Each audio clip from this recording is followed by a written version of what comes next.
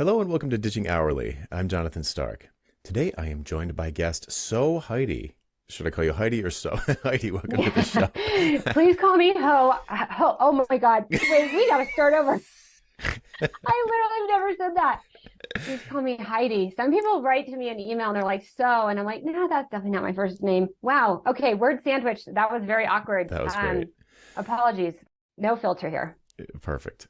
Okay. Well, you're going to fit right in. So let's start. So for people who haven't heard of you before, Yeah. can you give listeners a little bit of context about who you are and what you do? Yeah, I imagine most of your listeners probably will not have heard of me. So my name is Heidi. I go by Heidi.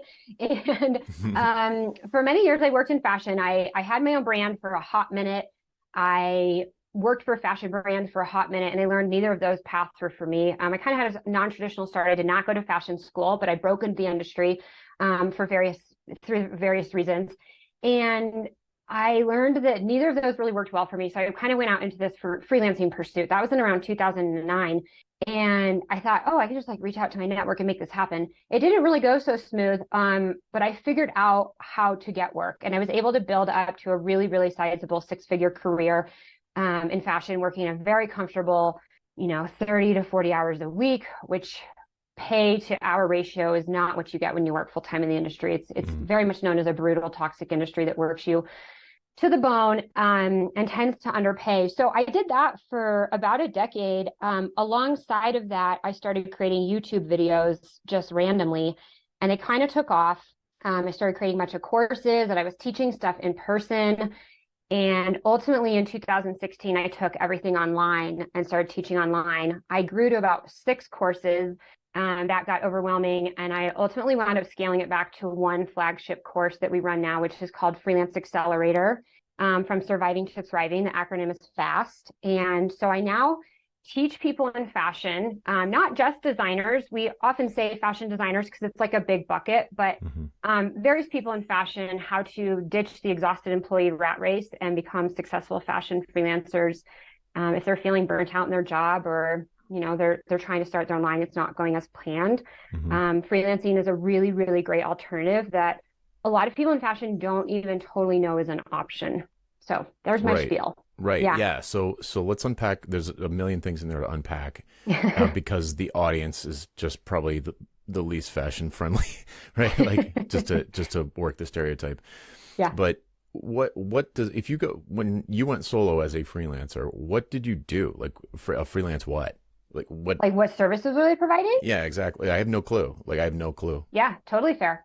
So I worked with brands to do everything from design to development. So I would work with them to come up with the trends and the research, and then design the collection, and then take the designs, put them into tech pack format, which is essentially like a blueprint for a garment. Hmm. Then take that tech pack, source it with different factories to get pricing, pick the factory, work with the factory and pick out fabrics and trims, and then manage the whole production process to make sure that the garment is made correctly. And so essentially going from the initial idea through bulk production of the garment. So that's what I did in my career. Not all Okay. freelancers provide that full scope of service. Right. Okay. That's starting to track and just not necessarily. I don't know if you can name names with clients, but like what kind of a client is this like a Target or like just like an indie brand, Yeah. like Yeah. their own retail shops? Like what sorts of people are in the market for those kinds of services? So it varies. In my career, I did a lot of what I call air quote middle America brands. I was in the sort of lifestyle and golf space, not a golfer myself, Okay. not really my style, Hmm. but that was where I kind of started. I was ultimately able to branch out a little bit more into like some athleisure and some yoga lifestyle apparel, which was way more up my alley. And the brands that I worked with, as I said, middle America brands they tend to be these brands. I could tell you the names, nobody's heard of them. Even Hmm. people in fashion like haven't heard of these brands. There's millions of brands out there. You can go into any store, whether it's Walmart or Target or a random store in like a small town and there's going to be tons of labels. Like if you were to really look through all the clothing, there's tons of labels in there that we haven't heard of.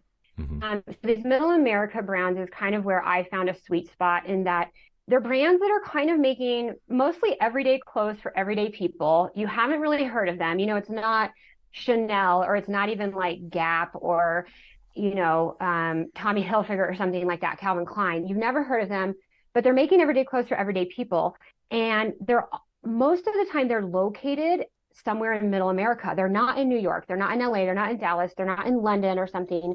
They're located in these random places and they oftentimes have limited resources to local talent Okay. or they need some type of support. They need such a wide breadth of support that they would hire full time, but it'd be hard to find someone locally who could do all of those things in a full time role. They might have to hire like three people, which could be really hard to justify, three full salaries, right? Hmm. Versus outsourcing to a freelancer who can specialize in that specific product and get them from design through development. So that was a niche that I worked a lot with as far as the type of customer, Yep. the type of brand, as well as the category of clothing. I wasn't going out and doing like lingerie or swim or denim or something like that. Yep. That was not, I didn't have those skills. There's different fabrics, different fit, different construction, different factories, all sorts of things. And then I did dabble a little bit with like the startup brands, these people who have this great idea and they want to do something and they maybe like have a little more of a business mindset, but they don't know anything about fashion. They don't know anything about getting a product made. And there's a tremendous amount of opportunity in that space. I think even more today than when I was at the peak of my freelancing career. COVID actually grew that space quite a bit, which is an interesting side story. But those brands, they require quite a bit of hand holding.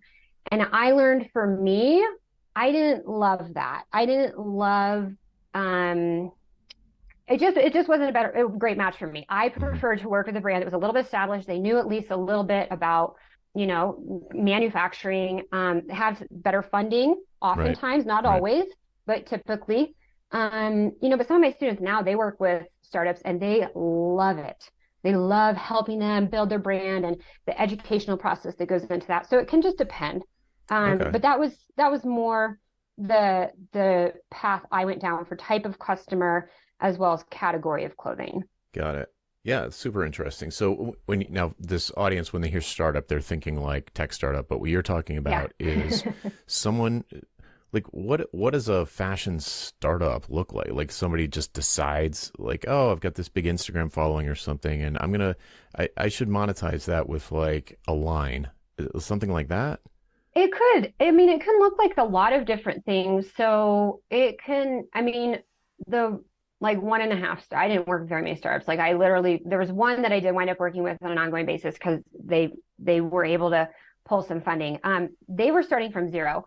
It was this man and this woman, they were business partners and they had this idea. They for a product that they wanted in the market, like they wanted to buy something and they felt like they couldn't find it. Hmm. That's how a lot of ideas start, right? Okay.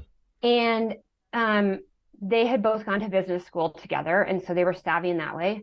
She was a fairly wealthy individual. And so she was kind of backing it with cash. And that was their startup. You have other people who, a lot of people actually who have gone to fashion school or who've even worked in the fashion industry want to do something on their own. They, might have an idea and they know a lot of parts of the process, but at some point you can't do it all yourself or Hmm. you don't have all the expertise and so they might outsource to a freelancer. It can look like a lot of things. I mean, anywhere from that person in their basement working all by themselves to maybe a team of three that did a Kickstarter or something Hmm. like that, Oh, right? right. Hmm. Yeah, there's various things along those lines. Okay. It's pretty rare to hear about getting any type of VC in fashion. I do know one company, I actually interviewed them on my podcast, but it was like a wearable tech thing. Right. So, that is a little bit more in line with venture capital, but typically it's just people who have an idea and they bootstrap it somehow, whether it's Kickstarter, whether it's their own savings, whether they freelance on the side and they use their freelancing money to fund their brand. Hmm. It can look like a lot of different things. Okay. Yeah. I mean, it's sort of, it's one of those things where like everybody buys clothes, you know, so Yeah. it's ubiquitous, but I just never, ever think about any of the business behind it. It's kind of like, Yeah. is this coat worth this much money? And that's about all I think about. So Totally. yeah, But so this is, there's so many moving pieces and parts to like even just getting a basic t-shirt manufactured from scratch. mm. There's a lot of nuances and moving pieces and parts. Yeah, I mean, the one thing you touched on that would strike fear in my heart would be, okay, I've got this idea. I could imagine, sort of naively imagine, like, oh, I've got an idea for some kind of shirt, whatever, and it's like, oh, I could imagine finding, maybe sketching it together, whatever. But like the idea of putting that into, I think you used the word blueprint, to send to a factory overseas would be like that right there. That's the deal breaker piece for me. Like, because I've had the same experience with book production where Yeah. I mostly do digital. I, in fact, exclusively pretty much do digital. I'm trying to think if there's an exception to that. No. And the few times that I've kind of like, well, let me just get some galleys printed, do a test run and see what they look like. There's something torturous about that because the lead time is so long and you're basically 100% sure you're going to do something wrong and that first pass is going to be a mistake. Yeah. So it's like, I can't imagine like how much worse it would be with a garment, which, a custom garment that it's pretty obvious what like a 5x8 business book is supposed to look like, and still like, you can screw it up. So, Yeah. But I anyway. mean, I mean, it's sort of like the average Joe wouldn't just go and like start putting up 2x4s and building a house, right? Yeah, yeah. There's a lot of nuances. Like we need to make sure it's structurally sound and all these other things that you and I, we're not architects or structural engineers. We can't think of that, right? And so it's the same with a garment, but actually on a much simpler scale. So it is like a blueprint. In the industry, it's called a tech pack, a technical package.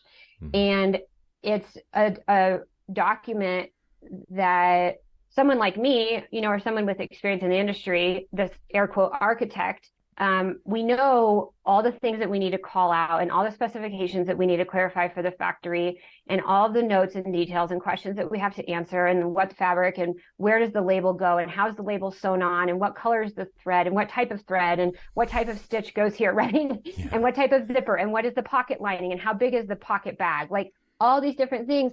It's just old hat to us, right? Like we live and breathe that.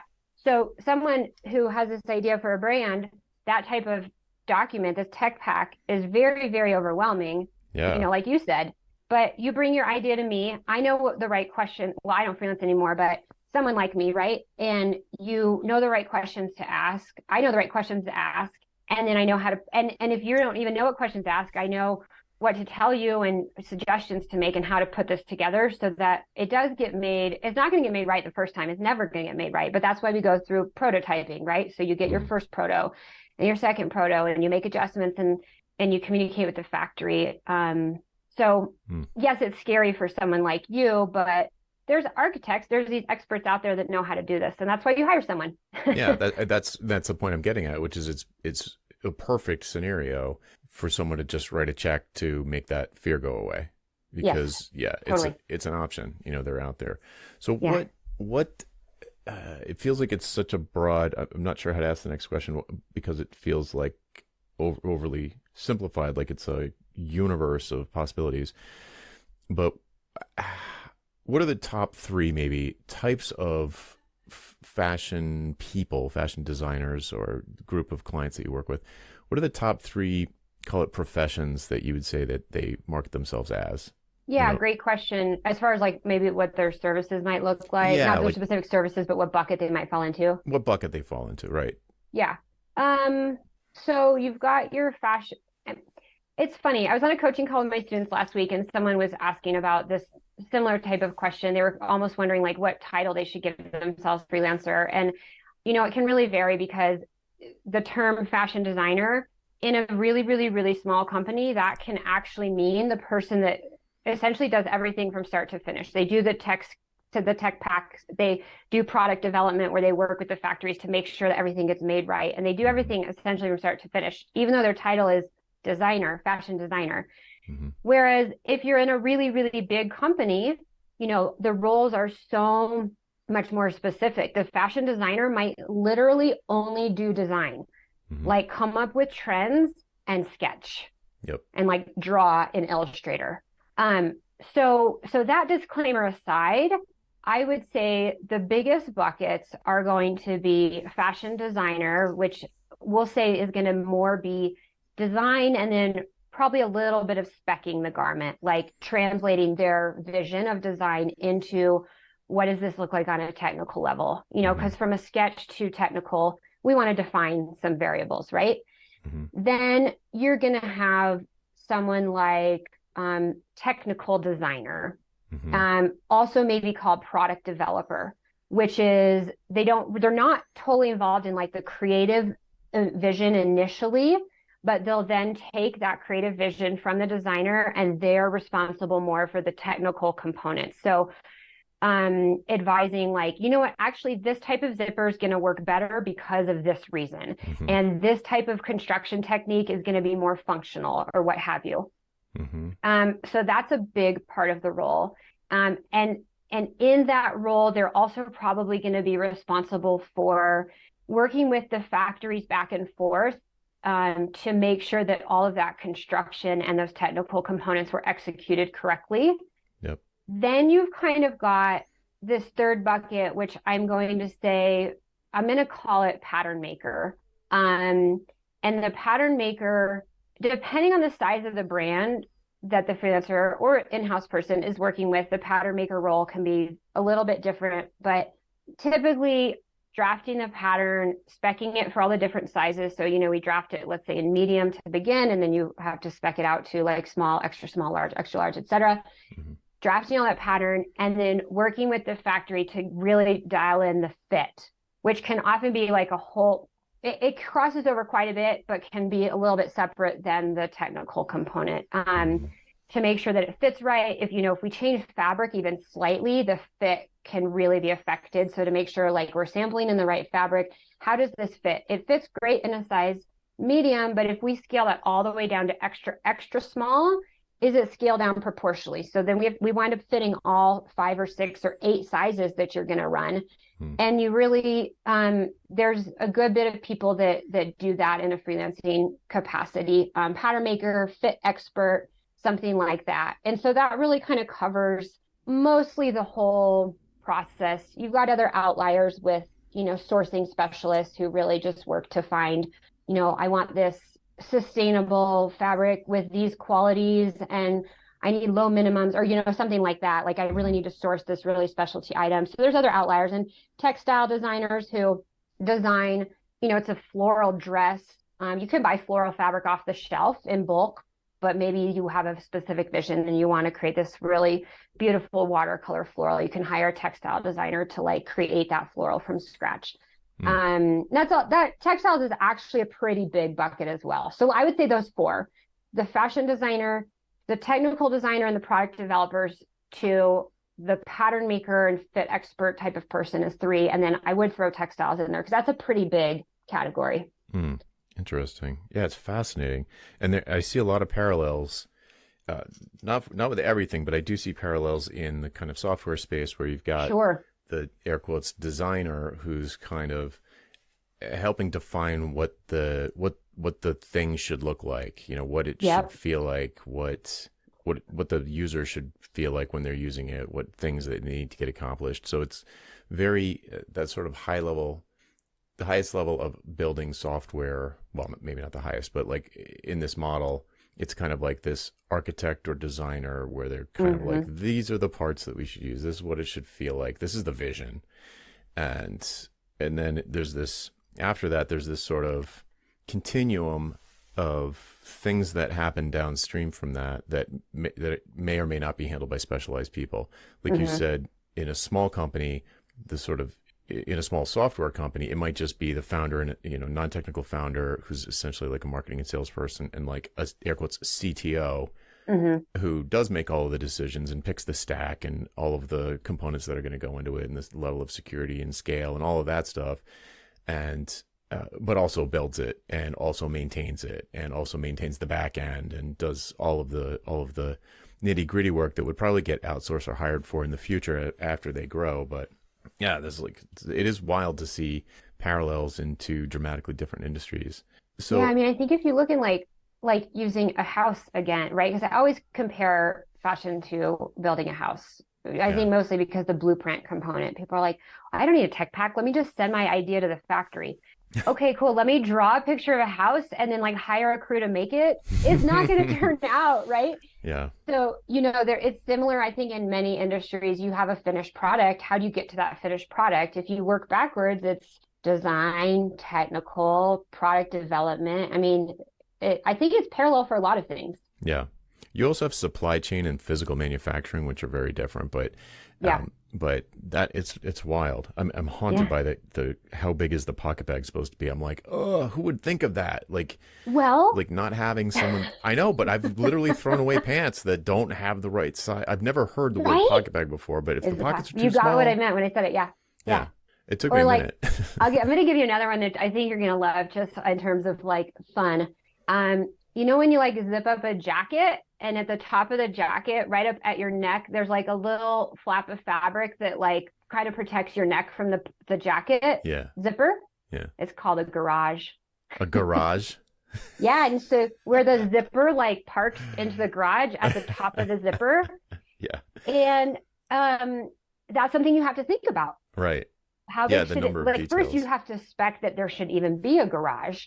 Yeah. Then like you have to spec that. Then you want to think about, well, what's the fabrication there, right? You want it something soft because it's going to be touching your chin. Mm-hmm. Yeah. Yeah, get your So there's beard another caught in fun it. one for you. Yeah, you don't want to get your beard caught in it. Totally. Yeah. Um, So good. the garage. So okay, so let's sort of focus more on you now. So you did freelance, you help people. What was that transition like where you were doing the thing and then you transitioned into helping people do the thing? You kind of seem like it feels like you and I do kind of this similar same types of things but for two dramatically different audiences. What was that Yeah. transition like for you? Yeah. Great question. So I was freelancing and I was also sort of building this business on the side, but pretty organically. Like literally in 2000 and I think it was 2009, I threw some videos up on YouTube at the inspiration of my husband, and I didn't think anything of it. This is way back before YouTube was really a thing, or nearly as big as it is now. And then like I logged in a year later, and I was like, oh, I made $300 in ad revenue. Well, people are actually watching my videos. Maybe there's something here. So that was like the beginning of it. And then I really just did stuff on the side. I taught workshops, and this was nothing to do with freelancing. I didn't even really talk about the fact that I was freelancing. I was teaching technical stuff. I taught people how to use Adobe Illustrator for fashion, Yep. and I was teaching people how to create tech packs. Because shocking, both of these very fundamental skills are very poorly taught in most fashion schools, even still to this day. Right. So that was the start. And then fast forward to maybe like 2017, and I had slowly started talking about the fact that I was freelancing more with my audience, and I was getting a little more personal with them as to like, I mean, I was just teaching, I got known as like the illustrator girl. So Heidi, the illustrator girl in fashion. Mm-hmm. And I never was very personal with my content, my email list, or I wasn't even really being that strategic about an email list back at that time. But I started to become a little more personal with my audience, and I was talking a little bit more about what I was doing, and people were kind of getting interested. And I was like, what I was finding was they were like, wait, freelancing is a thing? Fashion's one of those industries, like, I think it's kind of this way in the film industry, and I know there's other industries as well, but an air quote freelancer is someone who works for a company essentially full time, but they don't get benefits. They're required to come in on site and work 40 hours a week. They basically look and act like an employee. Yeah. And they might work for a week, they might work for 3 months or however long. And then when they're done, they're basically unemployed again. Yeah. I call it permalancing. I'm sure you've heard that term before. Yeah. I would refer to those as contractors, but I like permalancing better. So yeah, but in fashion, they're called freelancers. Like Hmm. literally people say, I'm a freelancer. And I'm like, but you're working on site 40 hours a week for one brand. And then when that gig's up, you have to find another gig.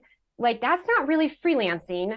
You have no freedom. You don't set your own rates. And if you search online for like freelancing jobs in fashion, that's what's listed. It's like 40 hours a week on site, but it's a temp job. Temp Um, job. Yeah, that's another. Yeah, like a temp staffing. job. Right. Yeah. And I've always found it actually quite abusive. Yeah. And in many places, it's technically illegal, Hmm. but they get away with it because, people are just lined up to work in fashion and they'll just do it. Mm. So I started talking about what I was doing and they were like, wait, no, you're like working with multiple brands and you're working from home. And how is this working? And so I was like, oh, I guess people didn't like really realize this was a thing. And the more I learned about that, I was like, yeah, that makes sense. I just didn't have that realization. So as I started talking about it more, I thought, well, maybe I could teach people how to do this. And, I took a small beta group of students, as I think most people do when they start any type of course, and they prepaid, Hmm. and I ran them through a program. And I was like, let me see if I can get people results because maybe I am a unicorn. Actually, I had this fear. I was like, maybe I just kind of lucked out. And so I actually spent like 2 years. I ran students through beta. I did a bunch. This was before my podcast officially launched. I started reaching out to people on LinkedIn that I didn't even know, but they had the word freelancer in their title, something about fashion and freelancing. Yep. And I was like, hey, are you like actually freelancing for multiple brands? And so I started finding people that were doing the same thing that I was doing. I had to kind of prove to myself that this was possible, that other people were doing it, and that I could teach other people to do it. Right. Yeah. Um, Cool. that I wasn't just some random outlier. Otherwise, in my gut, in my bones, I would never be able to actually sell something if I was like, I don't know, can I get you results? I'm not sure. So I spent about 2 years like researching the market. Arguably, I spent too long on it, probably because I was just scared. Yeah. And I was just doing this all on the side, still freelancing, and running my other courses as well. These by this time they were all online and self-paced, evergreen type of courses. Right. Um, What was the motivation though? Why the side hustle? what do you mean? Why this? Like, what Like, do you mean? why were you? I mean, a different path could have been just like freelancing with bigger and bigger brands and like getting very successful that way. Like, what was there Yeah. something that like why? Because this is more of a teaching thing. Yes, very So much. right. So like, is what was the motivation there? Did you just like it better, or were you I getting think I definitely, dissatisfied? yeah, I think I definitely liked it better. I mean, listen, freelancing is great and you have a lot of freedom, but you still essentially have a boss or you have a lot of A bosses. lot of bosses, right? You have a lot of people that you're reporting to. And I I mean, to me, it's still way better than working in house a Hmm. million times. Hmm. But running this educational side hustle um, is I'm in 100% control. Okay. And I mean, I was not charging hourly. I never actually charged hourly as a freelancer. Yay. But on some level, you're still trading time for money, Okay. I feel. Hmm. And this educational component, I mean, I just started to become a little bit obsessed with it. Like when I first went online, I took a course through Ramit Sethi and Hmm. learned how to sell online. And I was just fascinated with the whole process, like going through and doing customer research and then building out sales pages and then building out funnels and doing webinars. And I also love to teach too. That's something I did find. I do love to teach. Yep. I really get fascinated and intrigued by explaining the why behind things, not just like, here's how you do it, Yeah. but making sure people conceptually understand the nuances so that they just get it. It makes sense, not like, okay, the checklist, do A, B, C, and D. Yeah. Um, That's a and so I very just, interesting point, actually. That yeah, that is it? that why and really just loving teaching and also Yeah. the utter lack of a boss. Yeah, right. Hmm. And it was when I was teaching Illustrator, and I was teaching in person, and I would have people that would come to my workshop, who had been through some Illustrator course at FIT, the big fashion school in New York, Fashion Institute of Technology. but they had been through it with like a graphic design teacher and they couldn't really relate. Then they were like trying to watch videos online. They couldn't really figure out how to do it. And I would show them something and they would just have this massive light bulb moment. And they were like, I literally learned more from you in this last hour than I've learned in like the last 3 years trying to do this. Yeah. And I just learned I have a knack for like explaining things. And I really enjoyed that. So I took it and ran. And then as I was building up both businesses, you know, I was still freelancing and then I'm building up my online business and I started getting, I never really took it seriously. Like when I was teaching in-person workshops, I was making like an extra $5,000 a year, like nothing, just pocket change.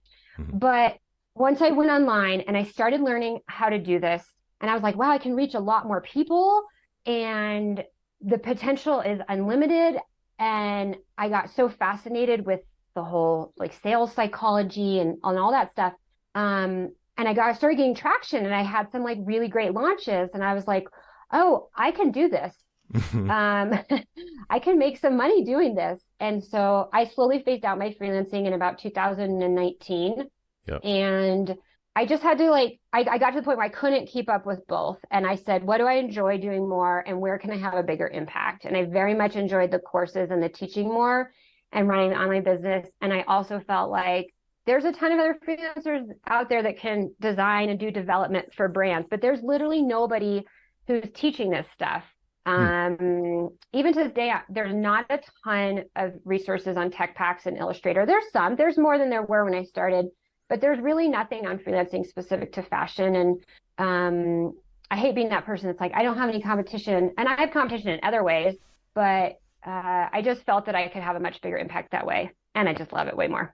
Yeah. I mean, it's, you're preaching to the choir, but I just wanted it to be like spelled out for the dear listener. It reminds me a little bit of Chris Do over at The Future, where they have courses about, you know, it's the same kind of, you know, it's like the art and business of design. It's not just like one or the other. And it's a cool, at first it kind of like, I was like, that's interesting. You know, like how to design a logo, or in your case, how to, I don't know, how to do a tech pack in Adobe Illustrator or whatever, however you would properly say that. But you should use Excel, not Adobe Illustrator. Sorry, I have to drop that in there. Use what? Excel for tech pack. Excel? Oh, you do not use Illustrator. It's a very hot button for me. So keep going. Oh, sorry. Yeah. I don't know what I'm talking about, but it's just no, like, you don't. It's fine. It's really cool. Yeah. But then there's this meta layer. Like, here's how to do your craft better. And then there's this meta layer of like, here's how to like approach financial freedom, right? It's like this business layer. I don't know how you get into lifestyle stuff, but you've mentioned a couple of times about like working reasonable hours instead of crazy hours, and taking control of your life and not being sort of, I forget the word you use, but like sort of taken advantage of by a single whale client. Pretending you're a freelancer.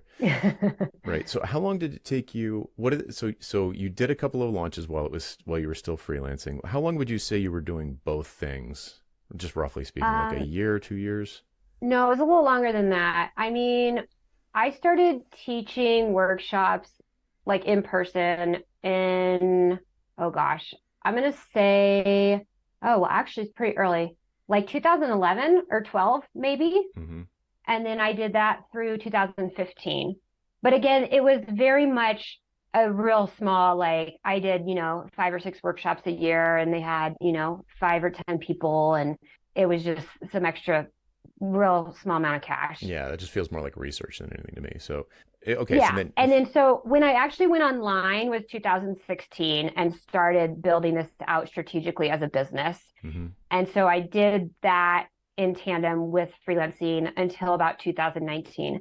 By 2019, I had really slowed down on my freelancing. I still had a couple clients, but I wasn't, really taking anything new. I wasn't pursuing anything new.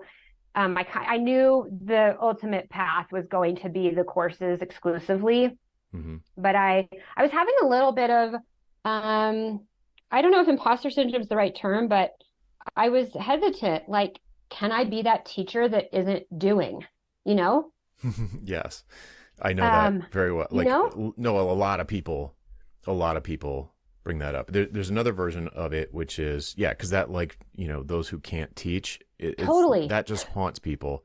Yeah. And it's like, I should do a whole series on that, because that is a dumb thing. That is just dumb. But it Like, gets in our heads. it's in everybody's heads. Like, that idea caught on, like the original meme, and it's just ridiculous. Like, and it's so patently obvious. It's so patently wrong Hmm. to anybody who's ever had a good teacher. Like, Yeah. Yeah. just think about it. Like, having a good teacher is like a magical experience. I can count on one hand the good teachers I've had in my life. Yeah. And it's like, were they, one of them was like a religion teacher, and what was the, like, what was the thing that he wasn't good enough to do? Be a priest? Like, you can hear, I'm like, I hate that. You do. You're very passionate. That's a hot button for you. Oh yeah. I cannot stand that. And Yeah. the other thing that I think is maybe more, it's an irrational. I think that's an irrational objection. I think a rational objection from the standpoint of, sort of not, I don't want to say naivete, but just like lack of experience, like is that people who are technical, they're technicians, whether they are, I don't know, sewing garment. It's not really what you're talking about, but like, if in my world, it's like, if you're a coder and you build software, you're a builder, or you build a house, you're a general contractor or a carpenter or something. You imagine that, and you start to advise people about how they should build software or how they should build a house. You start to imagine, or there's this fear early on, that your advice will turn into crap over a relatively short period of time, because you won't be able to keep up with changes in the industry or best practices or whatever. And that, I can understand that fear. I had that fear, but it is unfounded, because there are lots of ways to keep that advisory saw sharp without you actually doing the Doing stuff. it. Yeah. Yeah. It's so as I mentioned a couple of times in the conversation, I ultimately grew to 6 courses, which was way bloated.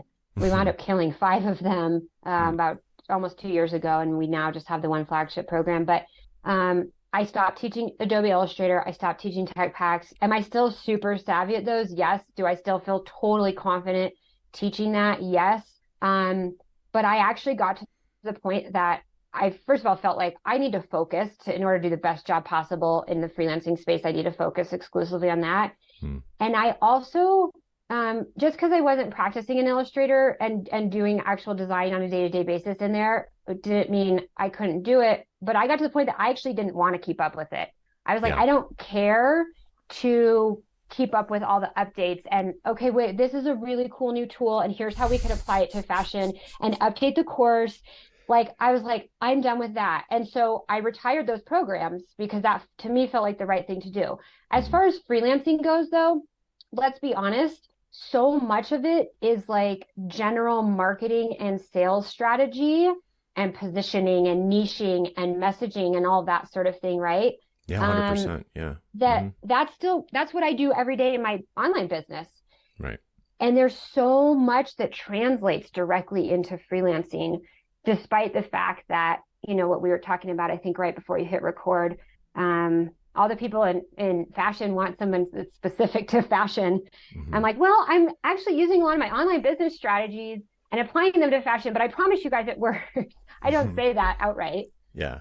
Well, let's get into that. So, like, because I love the opportunity to talk to someone from a dramatically different space than my listeners are in or used to hearing about. Shout out to Allison, though. I know you're out there. And the parallels that you just brought up. So, like, what is...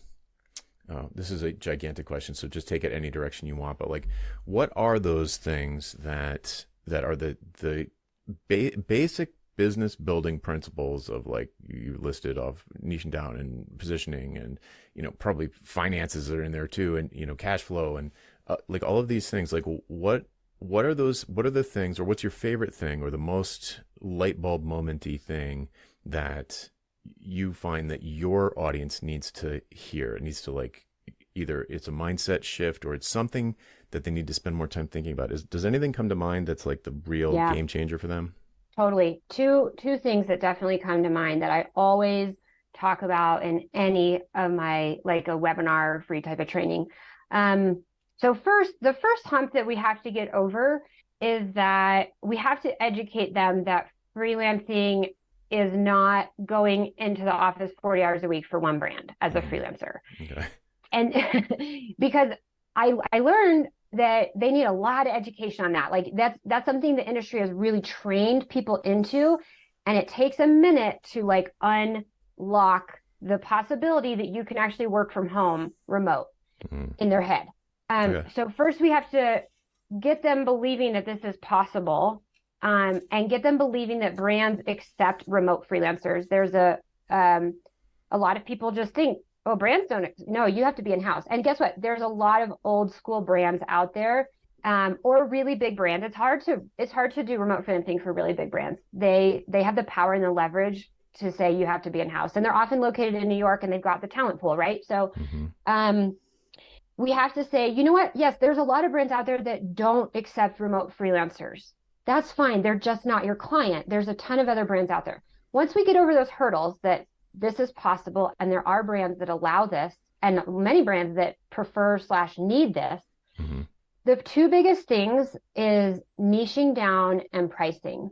So every fashion freelancer out there, no matter what services they're providing, they feel a tremendous amount of overwhelm that they have to do either the whole process. I don't know how to source, or I don't know how to do pattern making. I can't freelance. No, that's not true. Actually, one of our most successful students exclusively does tech packs. That's literally all she does. So let's define the term. So, because niching down is interpreted differently by different people. Okay.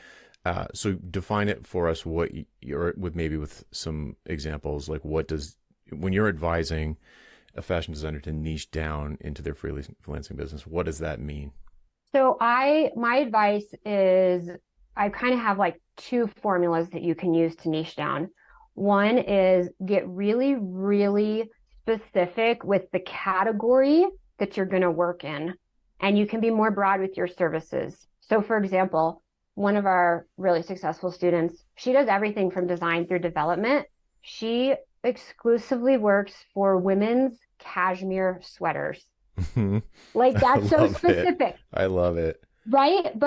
But brands come to her and they say, "Oh my gosh, we want you because you know cashmere. Yeah. We don't want just a sweater designer. We want a cashmere sweater designer." So her services are a little more broad. She does design, she does tech packs, she helps with the factories, all that stuff. But she has a very, very narrow customer category. Category is the term that we use in fashion. Like, what's the category? Is it denim? Is it sweaters? What have you? So that's sort of formula one. And then formula two is the opposite. So you can be really, really specific with your services, and then a little more broad with the categories. So for example, one of our students exclusively does tech packs, and she just loves doing tech packs. And so she's a little more broad. Now she's not doing like denim and handbags and lingerie, that gets really too broad, but active and lifestyle and athleisure, right? A little more broad on the category side, but very specific with her service. Right. And so that's how I kind of define niching down. Perfect. Yeah, I'm glad we talked that through. So for longtime listeners, that is the equivalent of a vertical specialization versus a horizontal specialization in my lingo. Yeah. And I always talk about the Etch-a-Sketch. You can kind of dial one up, but if you dial one way up, you probably can't dial the other one way up. You're probably going to play with it around till you find a sweet spot where one of them's dialed up kind of far and the other one's probably not. Maybe one's middle of the road. Eventually, you could get them both dialed up over time. It's not impossible, and it depends on a million things. But those two things, generally speaking, you want to dial one of them up, and the other one can be a little bit more general. So for folks who love, like say software developers who just love, they're full stack developers. They love the back end. They love the front end. They love the DevOps. They love all that stuff. It's like, okay, you can still be general in your skills if you get hyper focused on growth stage or Right. venture stage startup develop, get really specific about who the category, like who do Hmm. you The help or customer. Yeah. what's, The yeah, type of exactly. brand. Yeah. Maybe it's only like real estate companies or something. Yes. Yeah, Yeah. totally.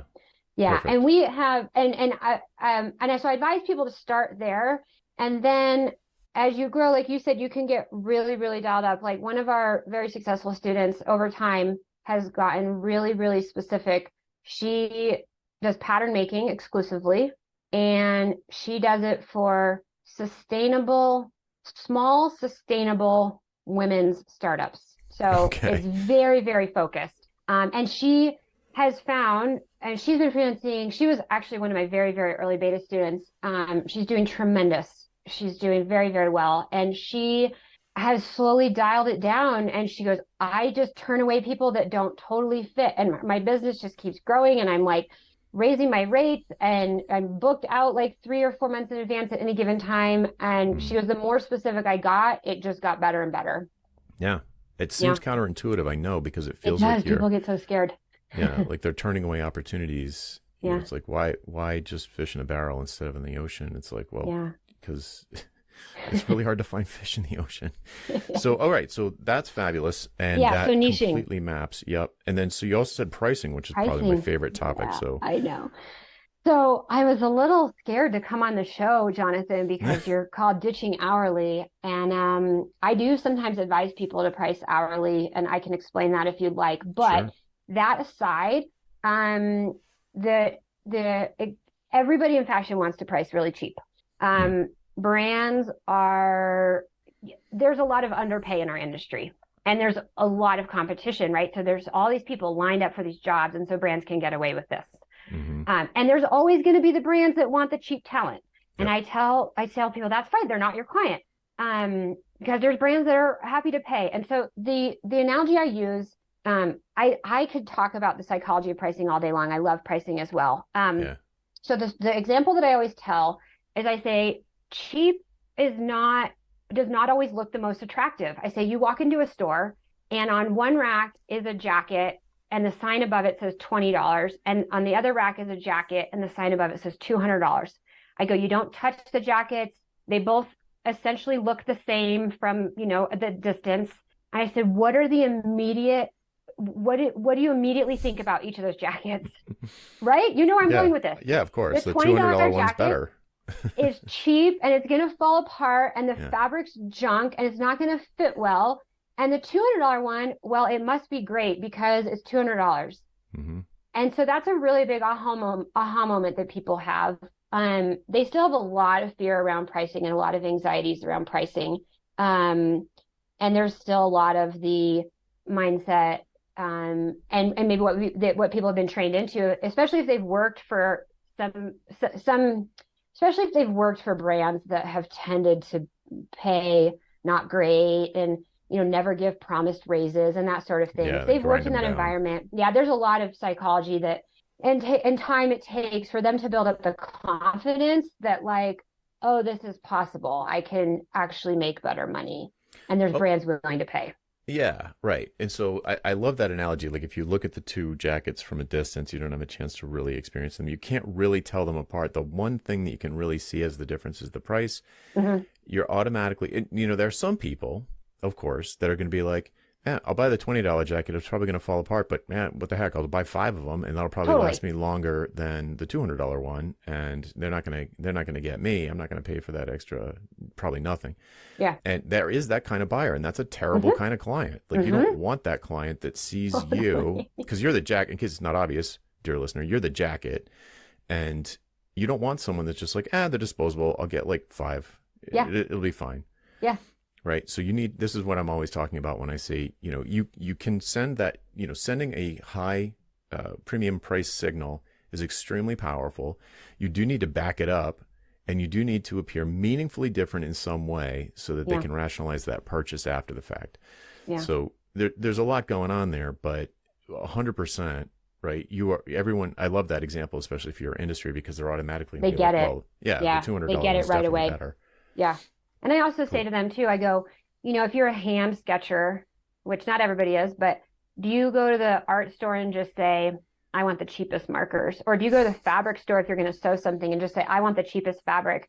Or when Yeah. you go to buy your computer, do you just say, I just want the cheapest computer? No, you often Right. think that the cheapest is not the best. And so Right. you do some research and you find something often in the middle or maybe even on the high end, because you want that. Maybe it's just the perceived value. Maybe it's the value that it actually delivers. Whatever it is, there's a lot of psychology behind that decision. And it's not always, and sometimes you do buy the cheapest because sometimes we just do. And again, Yeah. like you said, that's not your client. Right. Yeah. And someone, we're going to geek out on this. I'm going to try not to geek out on this too much, but you just raised a great point, which was that a person is not just cheap or not cheap. Mm-hmm. Right. So like someone who,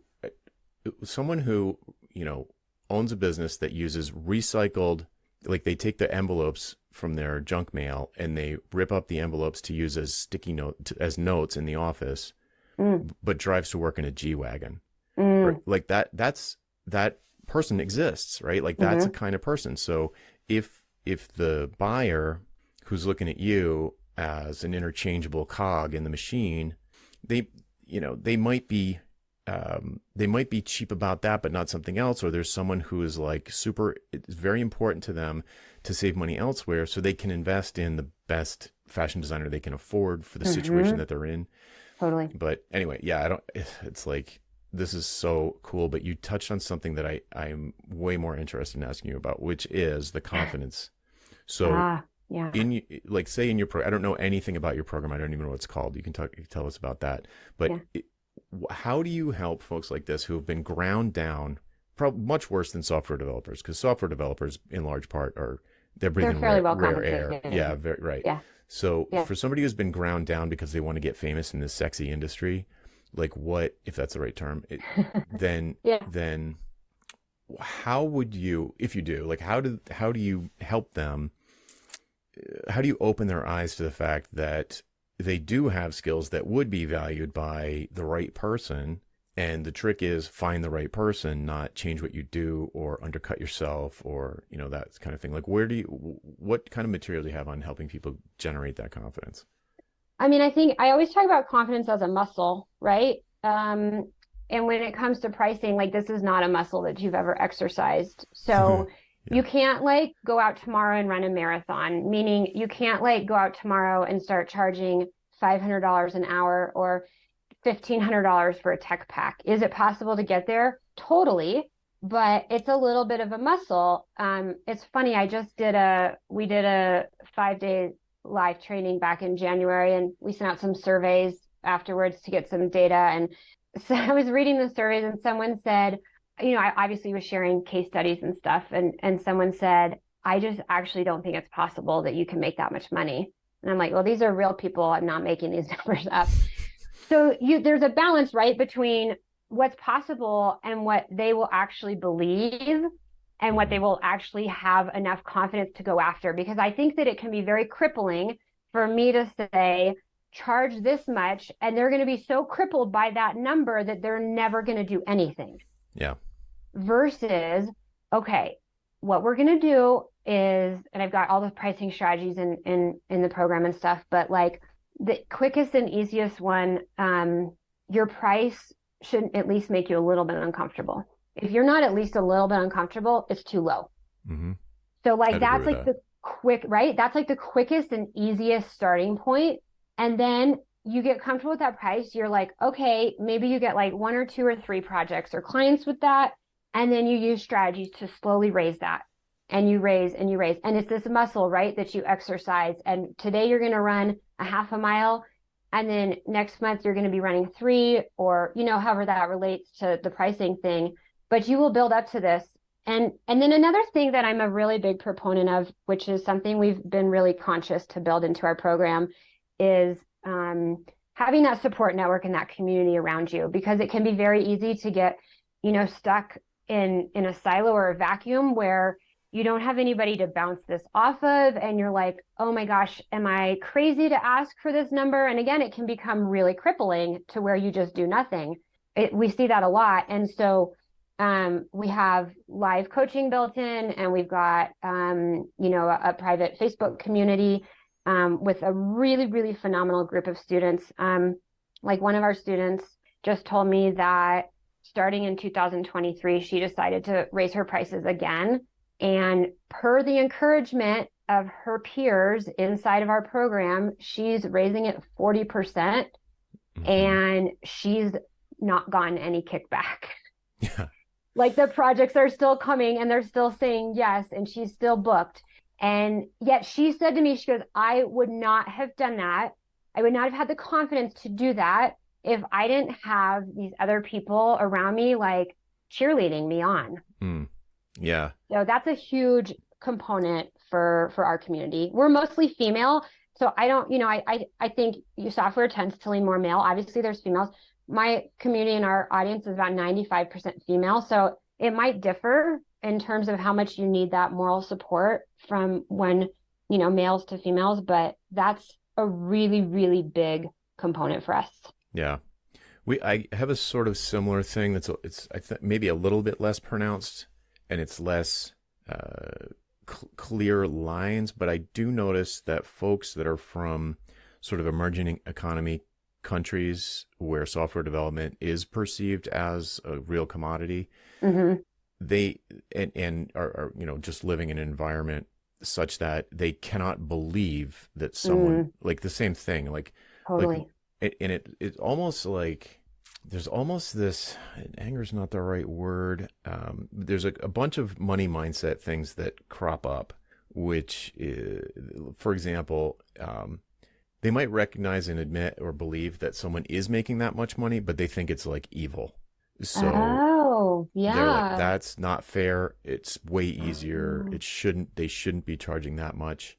oh, And it's fascinating. There's all of these like stories, these money stories. It's unbelievable. Like people think, oh, it's numbers. It's just math. It's like, no, it's yeah. not.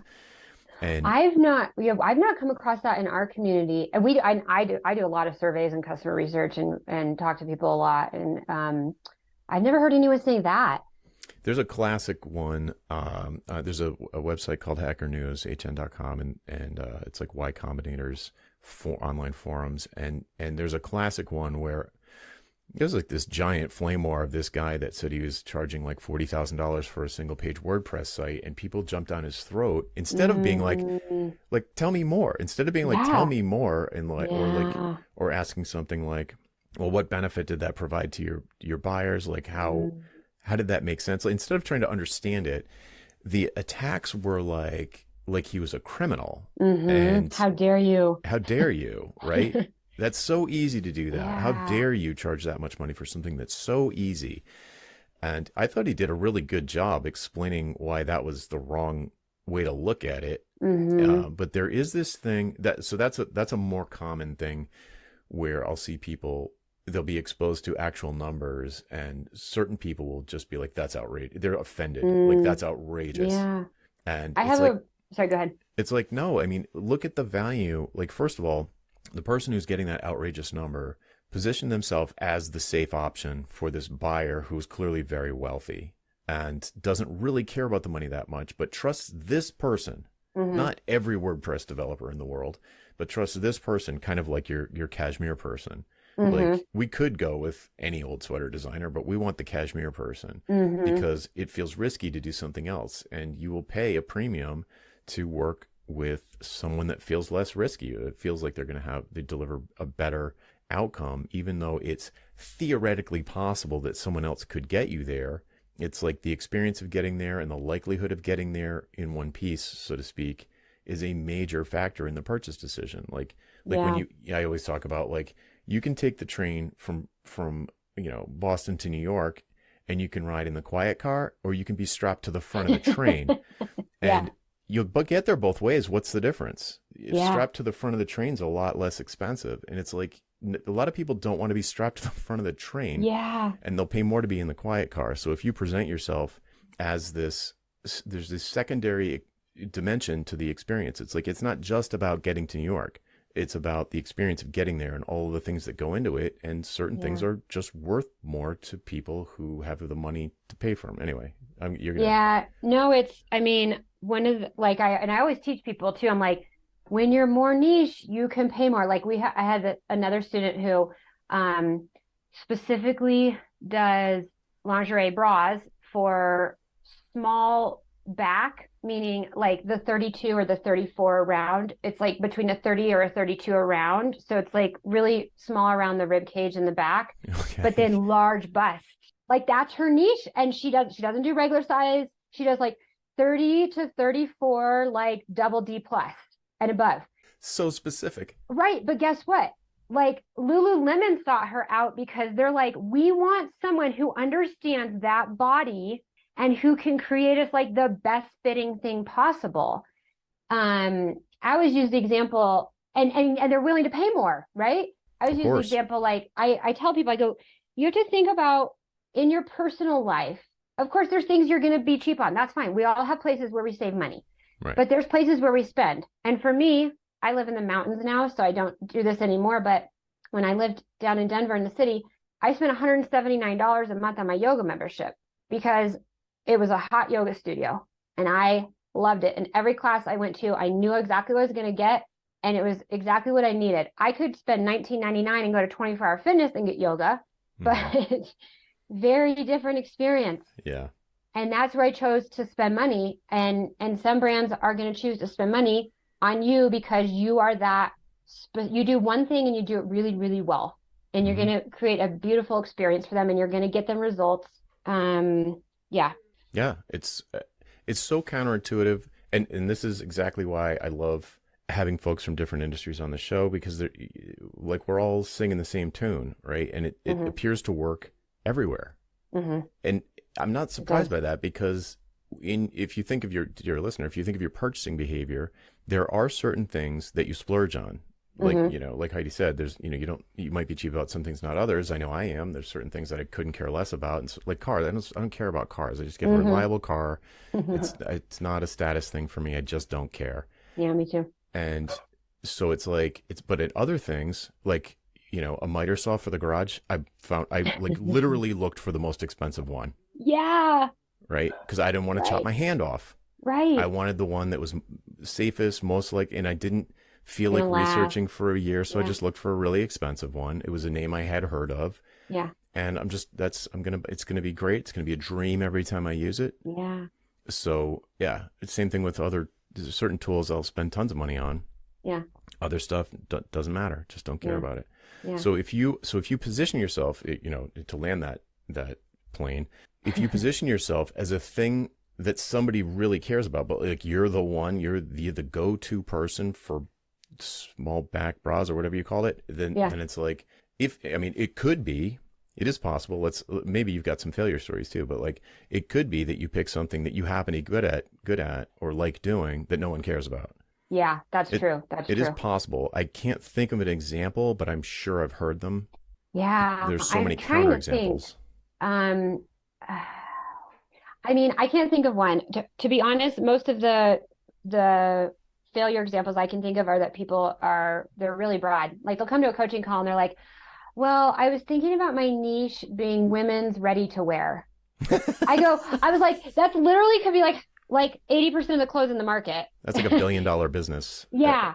And market. I mean, so I see way more of that right? than I see of I went too small and I didn't get any business. I mean, one of our students, she lives in India and she spent many years working in on the factory level designing custom lace. So she literally is designing the lace Wow, at the factory. And she was like, I'm for just not pennies. no, she was doing okay. Okay, okay, It wasn't quite that situation. okay. I do know those stories.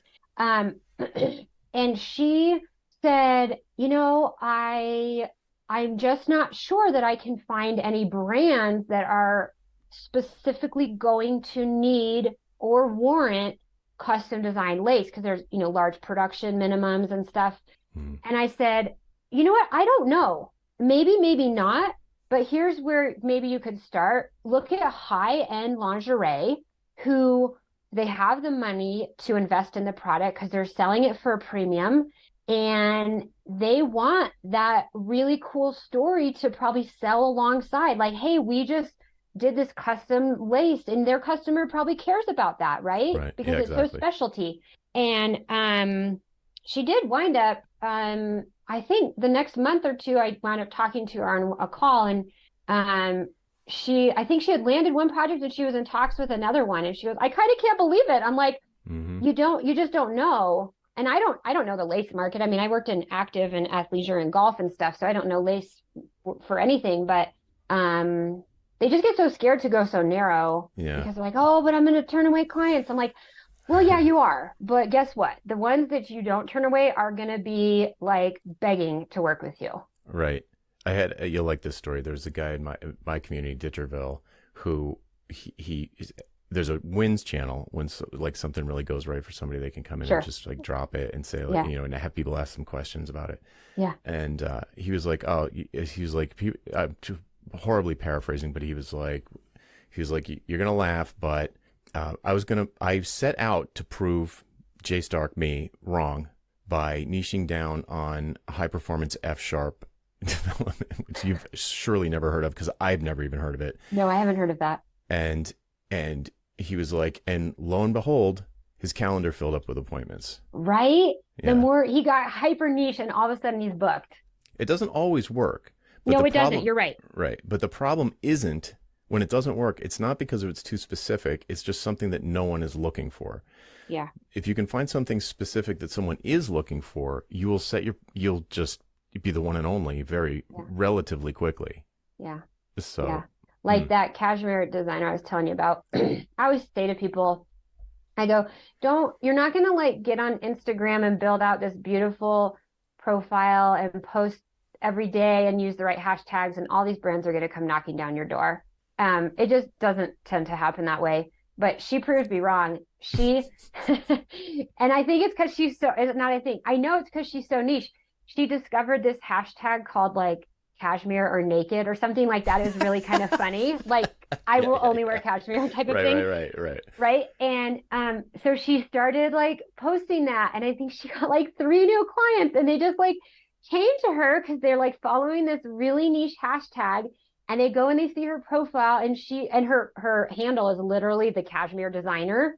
And they're like, boom, you're our person. Like, how can we pay you now? Yeah, exactly. So that is how it stories. works. Yeah. When it works, it can be like magic. Yeah, it can. And you're right. Sometimes it doesn't work. And I always see, I'm not always convinced that it's just because there's not someone that needs what you want. I think there's a million variables behind why it might not be working. It can be hard to diagnose. I agree. Yeah, there's a bunch of. It could be that they're out there, but they're not aware of you, and there's not an easy way to make them aware. Yeah, yeah. A lot going on. Or how you're positioning yourself aside from your niche, all sorts of things. Yeah. Geez, we're gonna have to do a part 2. Yeah, we are. Oh my gosh, I could gab with you all day. Yeah, this is so great.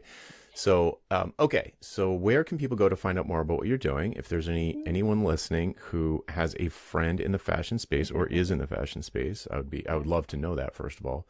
Yeah. But also, where can they go to find out more about what you're doing? Yeah. If you just Google Sew Heidi, SEW, I come up and all my resources. My website proper is successfulfashiondesigner.com. And if you just search that, I come up. I've got about 10 years worth of content on my site, a tremendous amount that needs to be edited and culled down again. I also have a podcast called Successful Fashion Freelancer, where we talk shop all about freelancing. So for people listening, if you're into the freelancing component of the fashion industry, that would probably be the best place, is the podcast. Perfect. Fabulous. Well, thanks so much for coming on. Thank you so much for having me, Jonathan. It was really, really great to chat with you. Same here. All right, folks, that's it for this week. I'm Jonathan Stark, and I hope you join me again next time for Ditching Hourly. Bye.